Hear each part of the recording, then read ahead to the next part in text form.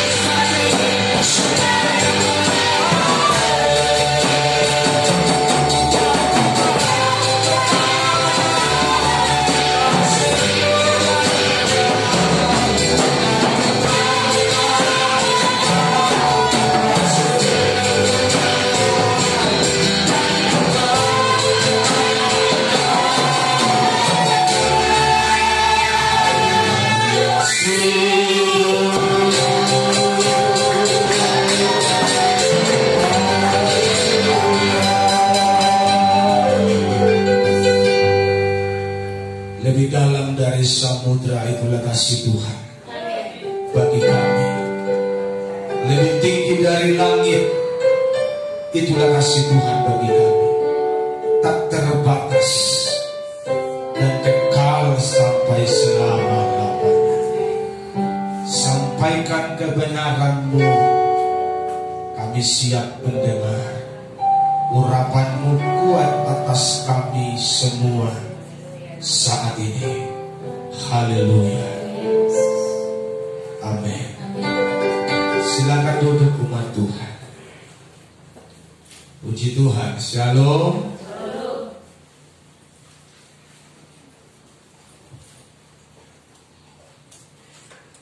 Hari ini firman Tuhan saya beri tema, mengapa orang baik kena COVID?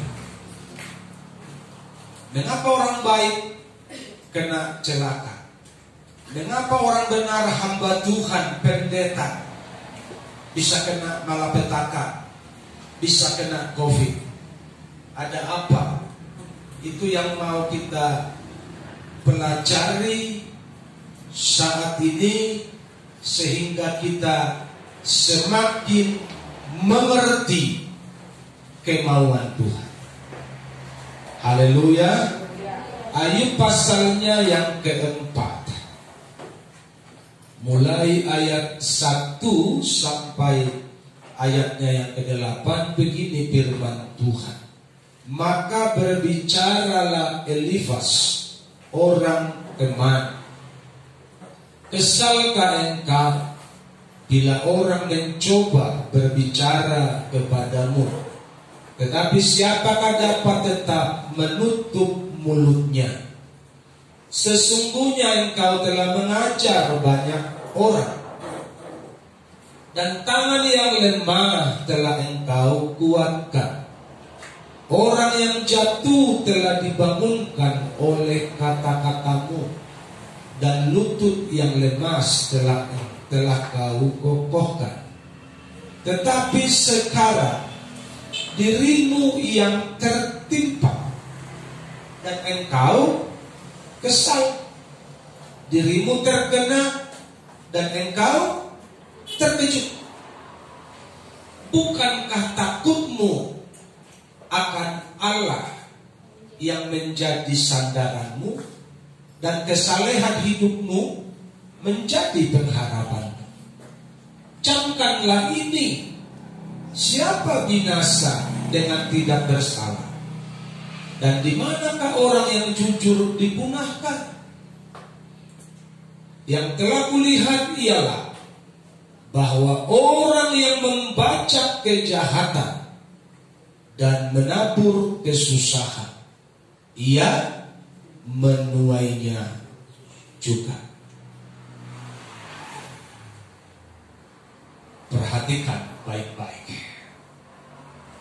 Kita perlu hikmat untuk bisa menangkap kebenaran ini. Judulnya saja, mengapa orang baik kena malapetaka, kena COVID? Karena yang lumrah, yang logis, yang benar menurut pola pikir kita, orang baik itu dia akan menerima kebaikan. Orang jahat itu menerima upah kejahatan. Karena apa yang ditabur itu yang dituai. Orang dunia bilang ada karma. Kalau kita nyusahin orang, kita nyuri barang orang, sekali waktu kita pun akan dicuri. Barang kita akan dicuri. Kalau kita menyakiti, kita menipu, sekali waktu pun itu akan menimpa kita. Itu hukum norma. Tetapi tahukah saudara, di balik hukum normal ini ada satu hukum Tuhan, namanya hukum rahasia, yang tidak ada seorang pun tahu kecuali Tuhan saja. Dan dia punya rancangan, dia punya jalan, tidak bisa kita mengerti. Walaupun kita selalu belajar mengerti, mungkin baru sebatas kulit ari yang bisa kita mengerti tentang Tuhan.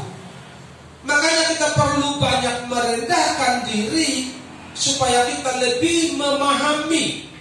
Ajarku memahami semua yang kau ingini, agar hidupku puaskan hatimu. Jadi memahami Tuhan itu bukan dalam waktu yang sebentar. Sampai kita mati pun kita akan terus belajar memahami dan mengerti isi hati Tuhan. Apalagi ada banyak peristiwa di depan mata kita yang kita lihat kadang-kadang berbanding terbalik. Orang-orang jahat kok kaya, orang-orang jahat kok sehat, orang-orang jahat kok makmur, rumahnya banyak, mobilnya gonta-ganti. Anak Tuhan, cinta Tuhan, naik motor, itu pun motor butut, di tengah jalan suka mogok, padahal tujuannya mau ke gereja. Kan begitu? Tujuan mau ke gereja, di tengah jalan dia pasti mogok. Kenapa? Karena motornya motor butut. Tapi orang-orang dunia, orang-orang jahat, orang-orang yang tidak cinta Tuhan, kok mereka kaya raya, hartanya bertimbun-timbun. Itu sebuah keanehan yang kita lihat di depan mata kita, dan ini membuat orang banyak bingung. Sehingga kalau orang jahat, kalau orang yang apatis, kalau orang yang tidak percaya Tuhan, dia akan bilang begini, lebih enak orang jahat banyak uangnya, karena kalau orang baik, orang jujur miskin. Tapi kalau orang jahat kan dia kaya. Kenapa? Karena bisa buat apa saja menurut maunya. Itu menurut pandangan manusia. Yang perlu kita kaji, kita mengerti, kita pahami hal ini, kayak mana menurut Tuhan. Haleluya. Itu yang perlu kita pelajari secara serius. Makanya mengapa orang baik, orang benar, pendeta, ada yang kena COVID, kok kena malapetaka. Ini alasan yang pertama. Ada rahasia Tuhan. Ayat 3. Sesungguhnya engkau telah mengajar banyak orang, dan tangan yang lemah telah engkau kuatkan. Mengapa berbanding terbalik? Ayub sudah banyak membantu. Ayub sudah melayani dengan sepenuh hati. Ayub sudah melakukan bagiannya sesungguh-sungguhnya. Dan dia merasa bahwa aku ini tidak bersalah, aku ini tidak berdosa. Tapi kalau aku sakit, sakitnya bukan sakit biasa. Ini sakit yang kelewatan, borok semua, sampai orang pun menjauh karena bau. Waktu itu belum ada antibiotik, mungkin kalau disuntik dengan antibiotik akan lebih baik. Jadi orang menjauh daripadanya karena dia gorengan dari kepala sampai ke kaki. Sehingga dia pun bertanya, kok apa yang kutabur beda dengan apa yang kutuai? Sehingga temannya itu Elifas berkata, menurut logikanya dia berkata begini, jangan-jangan engkau nggak betul melayani, jangan-jangan engkau nggak betul orang baik, jangan-jangan tangan yang lemah, lutut yang goyah bukan kau kuatkan, malah kau setan jatuh.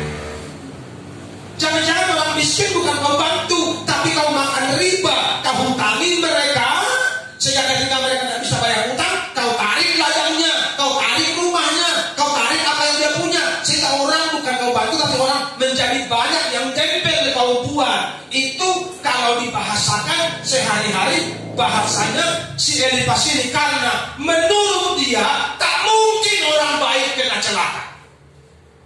Begitu. Tak mungkin orang baik kena malapetaka. Tak mungkin orang baik kena marah bahaya. Tak mungkin. Kenapa? Karena orang yang menabur angin, dia akan menuai bajai.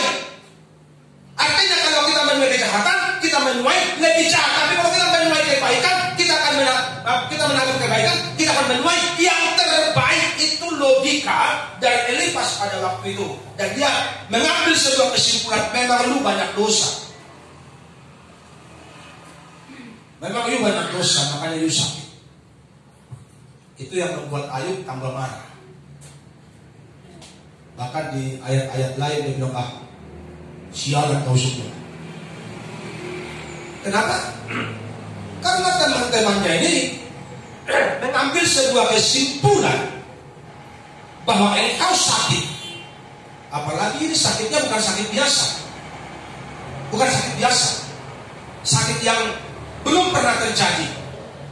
Sehingga teman-temannya mengambil kesimpulan, jangan-jangan memang engkau kaya karena korupsi, engkau kaya karena mencuri, engkau kaya karena merampok, karena merampas. Makanya dia itu, kau kena tulah, kau kena sakit, kau kena malapetaka. Kenapa? Karena kelakuanmu-nya itu. Itulah hukum normal yang sering terjadi di dunia ini di mana kita tinggal. Kalau ada orang sakit, ada orang celaka, ada orang yang mengalami kesusahan, gampang kali orang berkata, ala di dosa di, karena jahatnya itu. Saudara pernah begitu enggak sih? Pernah enggak ngomongin orang begitu? Pasti di sini enggak ada yang ngaku ya. Betul begitu kan? Ada keluarga kita yang kaya tiba-tiba miskin, kita bilang Tuhan, tuh kena kutuk. Habis waktu kayanya dia miskin, waktu kayanya dia pelit kali. Pernah aku datang ke rumahnya minta bantuan, diusir aku. Syukur loh. Biasanya begitu kita bilang kan, itulah masalah. Makanya kita perlu belajar hari ini, biar kita bijaksana, ada rahasia Tuhan. Haleluya. Di balik ketidaktahuan 3 orang temannya si Ayub, di balik ketidaktahuannya si Ayub, kan ada perjanjian Tuhan dengan iblis. Kan begitu? Ada MOU mereka. Makanya kita jangan sok tahu. Yang setuju katakan amin. Jadi kalau kita melihat orang sekarang hidupnya payah, hidupnya hancur, hidupnya kere, jangan ngomongin mereka. Katakan amin.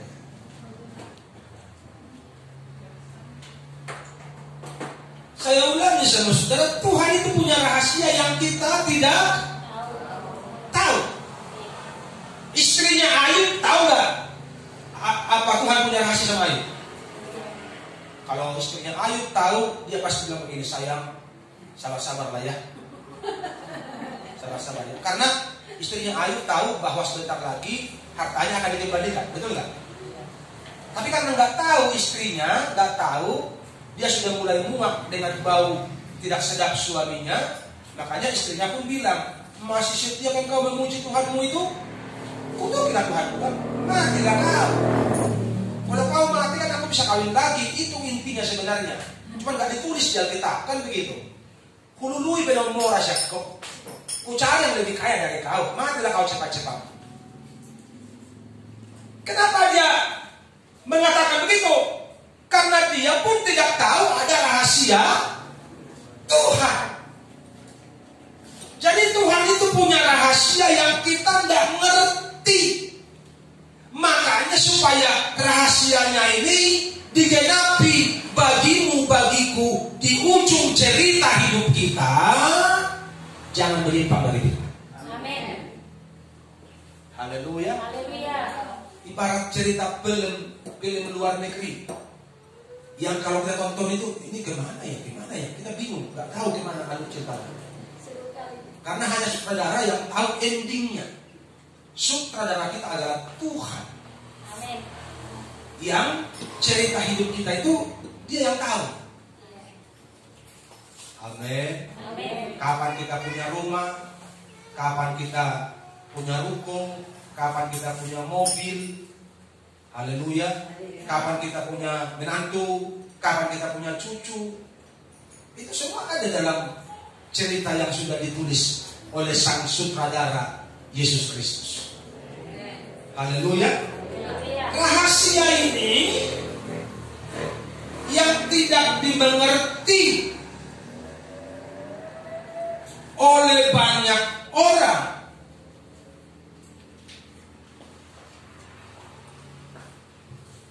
Disuruhlah masuk orang jemaat itu.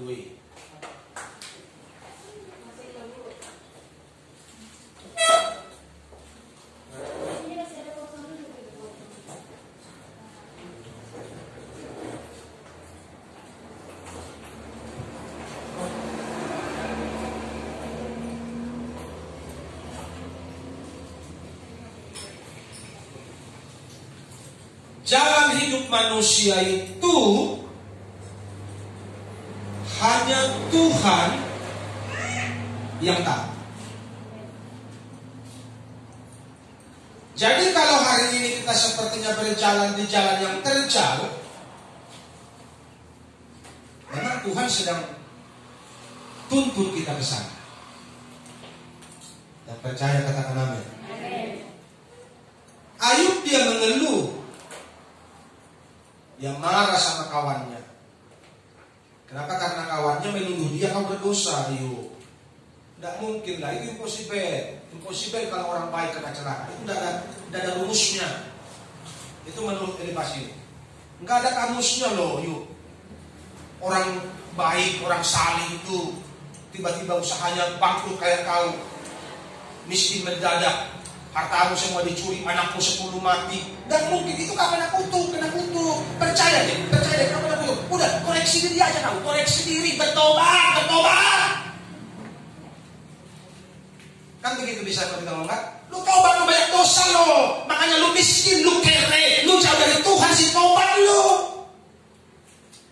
Sudah Ayub terpuruk, miskin, anak mati 10, harta benda semua ludes, datang kawan-kawan jadi hakim pula. Apa lu gak tambah stres?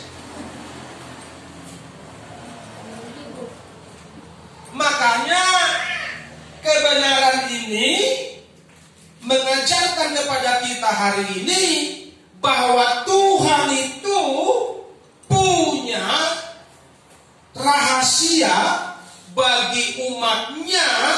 Karena itu kita sebagai orang percaya jangan sok tahu. Apalagi kalau ada satu kasus engkau tidak mengerti, jangan pernah kasih komentar. Tutup mulut lebih baik. Haleluya. Jangan mengomentari bukan bidangmu.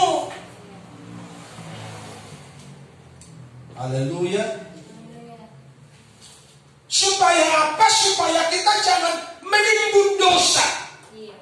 Karena di akhir cerita Ayub, kalau Ayub tidak berdoa buat ketiga kawannya, mereka tetap dalam kutuk. Karena mereka sudah berbicara yang salah terhadap Ayub. Itulah masalah.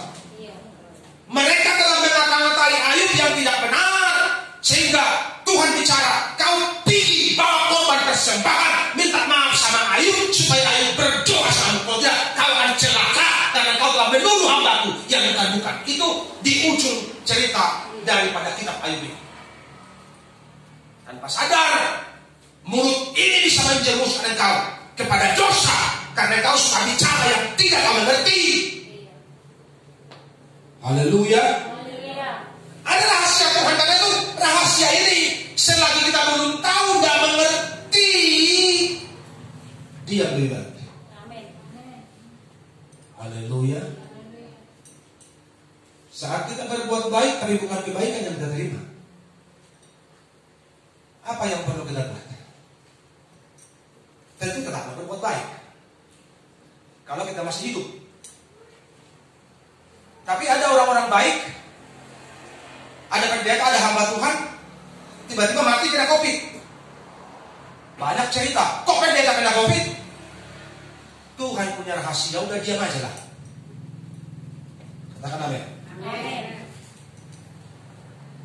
Kalau sudah mati, urusan Tuhan, gak usah lagi ada cerita. Jangan menambahi masalah. Jangan sok mengerti yang kita nggak mengerti. Haleluya. Karena Ayub sudah menjadi sebuah contoh bahwa orang benar ditimpa malapetaka. Enggak taunya Tuhan mau jadikan dia contoh kepada dunia bahwa orang saleh itu yang cinta Tuhan sungguh-sungguh sudah mau hampir mati pun kena malapetaka, imannya tidak pernah lari dari Tuhan. Amin. Tuhan mau buat contoh kepada manusia. Tiru tuh hambaku Ayub.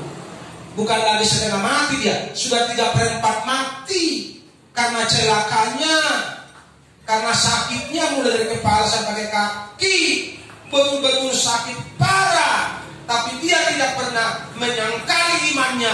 Kenapa? Karena dia mengasihi Tuhan dengan segenap hati. Amin.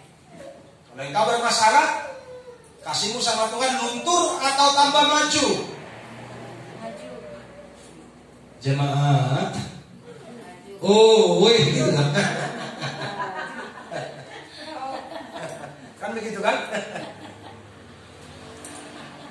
Kalau persoalan berat datang menimpa hidupmu tiba-tiba, imanmu tambah berkobar-kobar ikut Tuhan atau langgale, makin lemah imanmu. Kenapa imanmu lemah?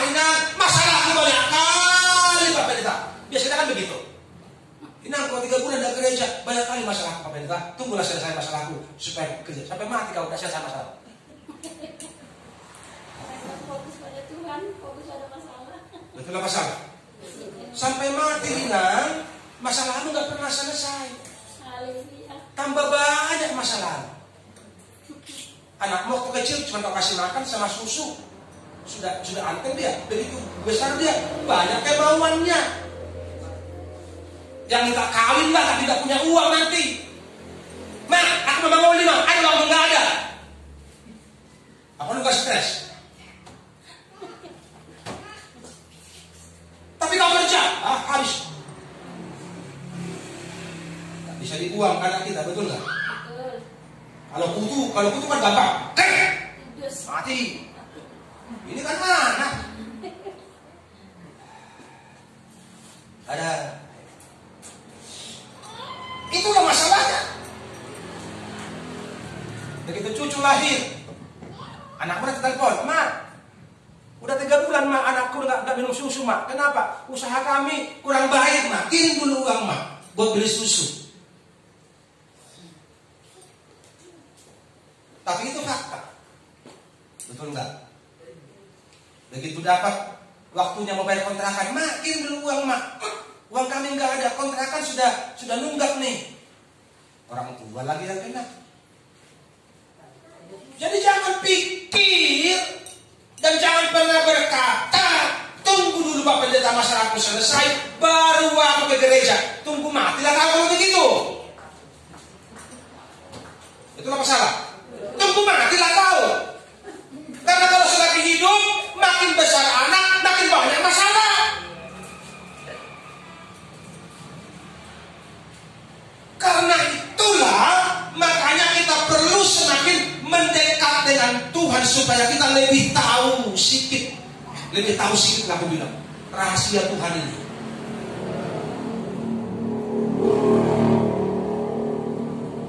Ayat 6, bukankah, saya baca pada saudara,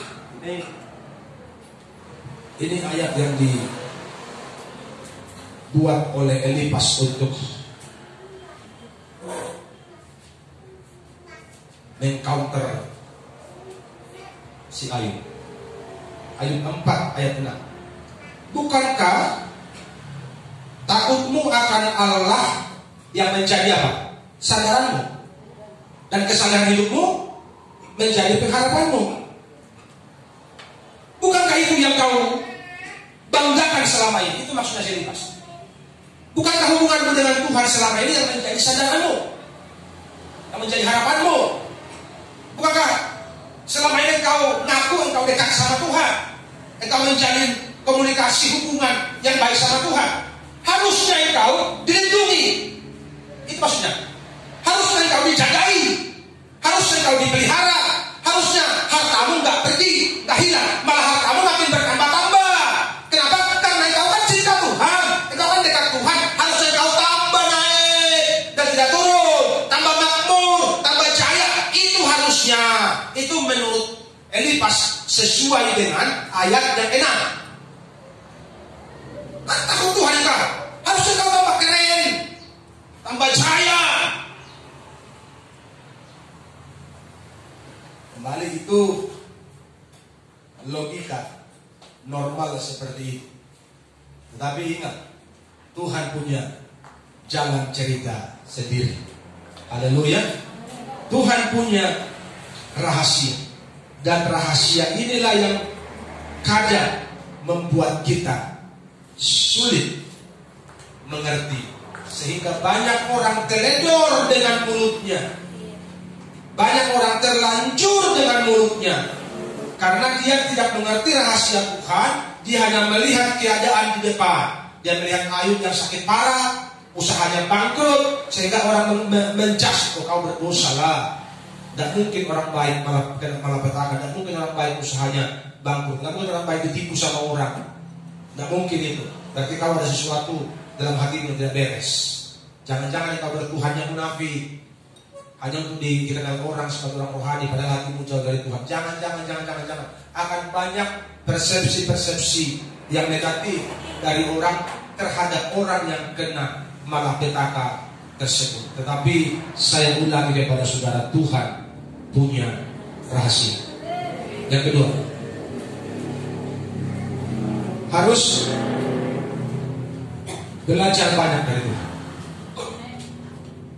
Semua orang, karena pendeta pun terbatas dalam pengetahuannya. Makanya pendeta pun harus banyak belajar dari Tuhan. Apalagi jemaat.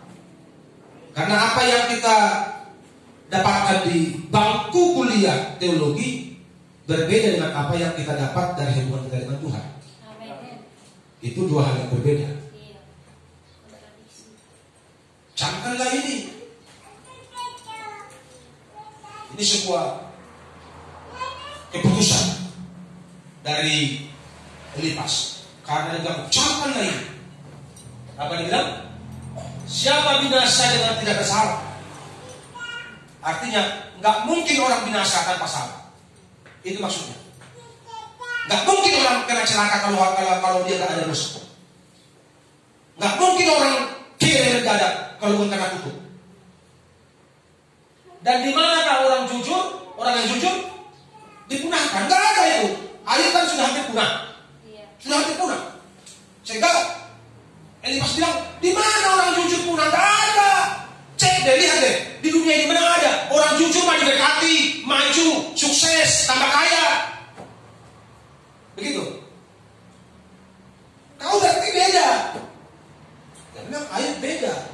Namanya lagi di program Tuhan ya beda lah. Amin. Haleluya. Haleluya. Namanya lagi sedang disorot sama Tuhan dari surga. Mau dibuat jadi prototipe, jadi contoh buat dunia bahwa orang yang bertuhan itu kayak gini. Mati hidup buat Tuhan, begitu. Susah senang milik Tuhan, cinta Tuhan. Dan Ayub berhasil. Tapi waktu dia kena malapetaka kan tidak ada yang tahu itu. Bahwa Tuhan sedang menjadikan Ayub sebagai contoh. Makanya kita perlu banyak belajar dan harus terus belajar supaya kita mengerti kemauan Tuhan. Amin. Haleluya. Supaya kita jangan cari dia. Tahu.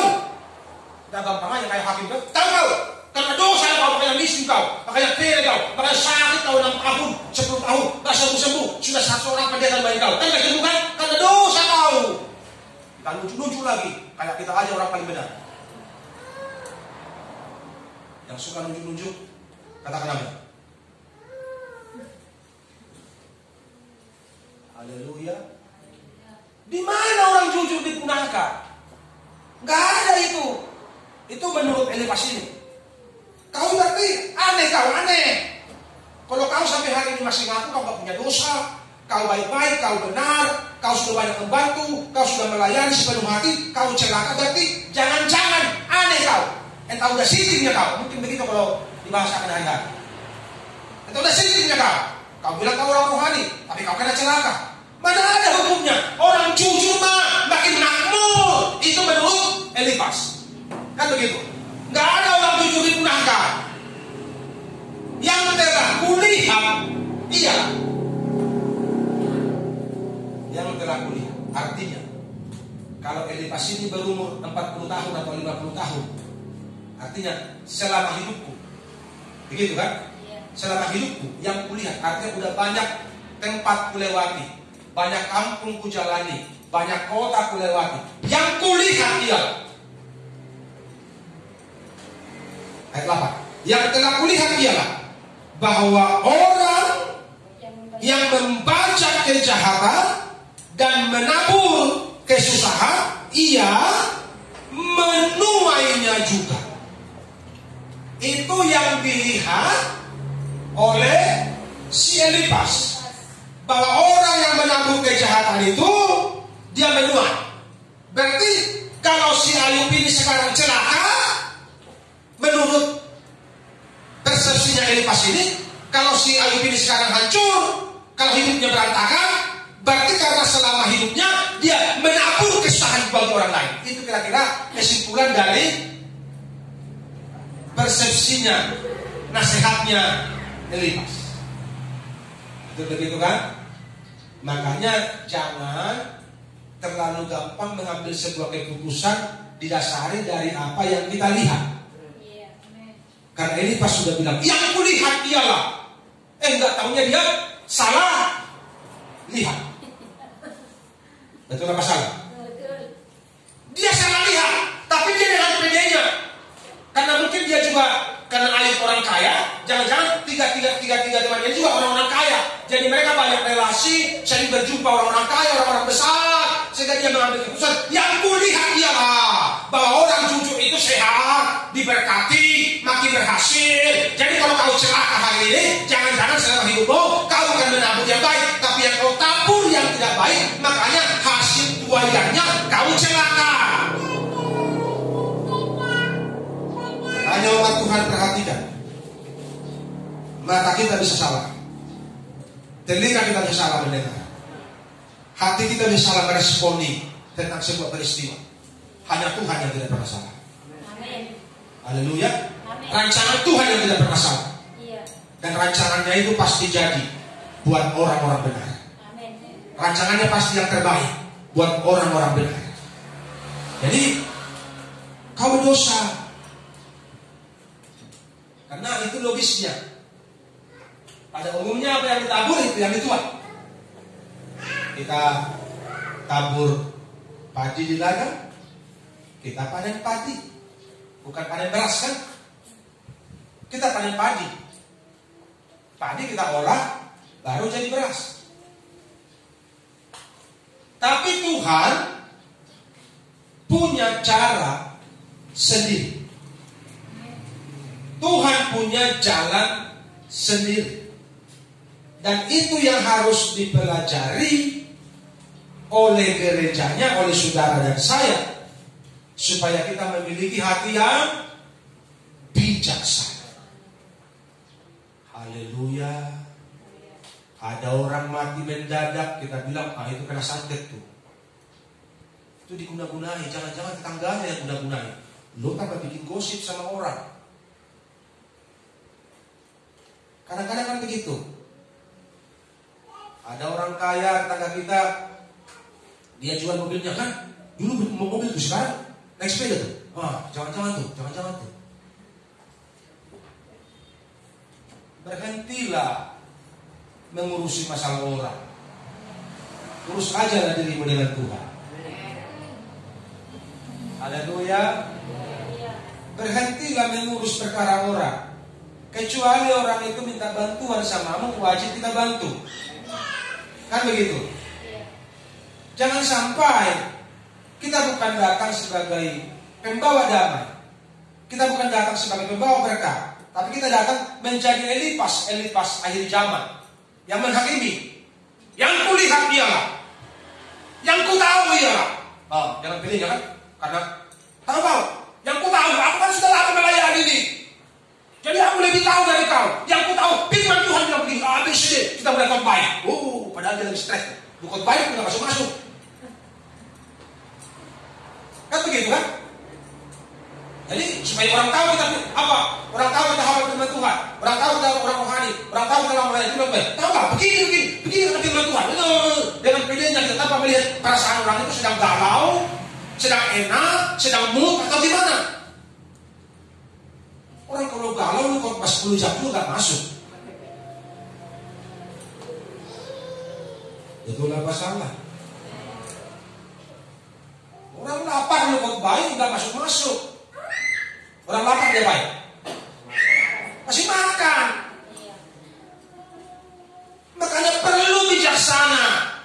Katakan amin. Sini saya doakan biar Tuhan kasih kau berkat. Lu tinggal ke dapur, ambil nasi piring makan ya. Baru dia pulang sejahtera hatinya. Itulah masalah. Jadi hati yang bijaksana itu begitu, tahu melihat, bisa memaknai dan bisa mengambil sebuah keputusan. Ini kita mentang-mentang orang rohani, tunggu ya, aku dulu ya. Nanti apa kata Tuhan baru sampaikan sama kamu. Gak taunya 2 tahun, 3 tahun Tuhan gak bicara sama dia. Karena Tuhan sudah bicara di sini. Betul nggak? Dia hanya mau menutupi diri. Dia hanya mau membentengi diri dengan memakai dalil, tunggu ya, aku tanya Tuhan dulu. Jangan-jangan dia pasang jurus baru. Tahu kau? Semalam Tuhan bicara, saya nggak bisa bantu kau. Karena kalau aku bantu kau, nanti kau tambah manja. Nanti kau tambah cengeng. Engkau harus bergantung sepenuhnya pada Tuhan. Kau harus berharap sama Tuhan. Berdoa puasa lah kau. Singkatnya begitu ya. Haleluya. Banyak orang rohani ini, belagak-belagak rohani seperti Elipas ini. Belagak-belagak rohani ini.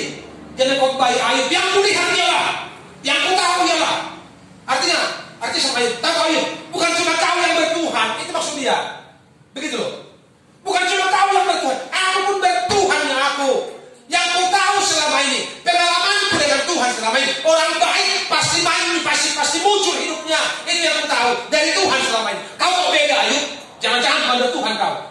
kalau dibahasakan ke bahasa hari-hari. Kan begitu. Bertuhan yang aku. Karena di ujung cerita itu Tuhan bicara sama mereka. Berarti kan mereka bertuhan kan? Gitu. Jadi makanya dia khotbah. Yang ku tahu selama ini, pengalamanku dengan Tuhan, masuk dalam alam roh, mungkin begitu kalau bahasa sekarang. Mengalir dalam roh, tahu-tahu. Yang ku dapati selama ini, bahwa orang baik, orang benar, itu sehat, maju, kaya, kemakmuran. Kalau orang-orang cinta Tuhan, kamu beda. Katamu kau hamba Tuhan, cinta Tuhan, kau miskin kali kau. Banyak dosa lah kau, belum begitu. Halo? Bijaksanalah berkata-kata.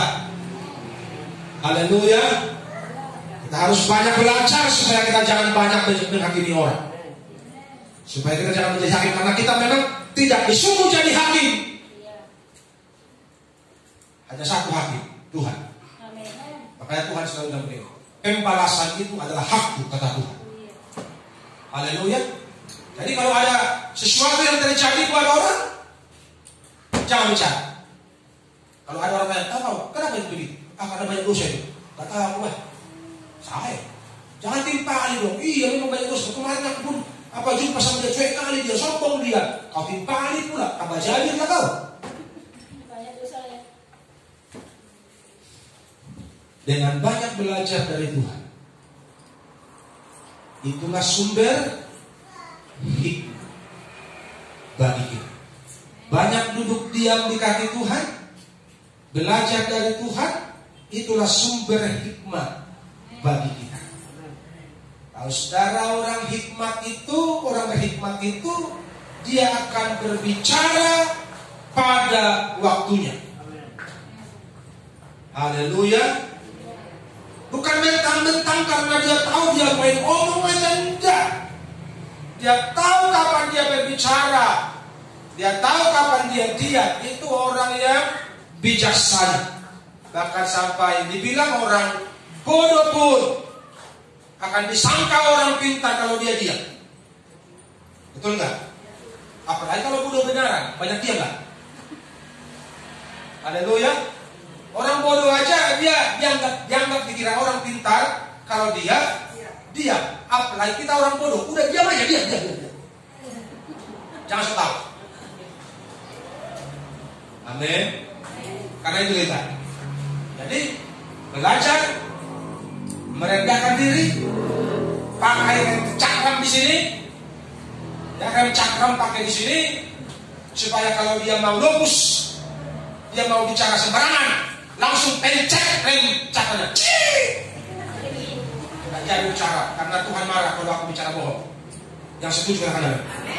Tuhan dekat.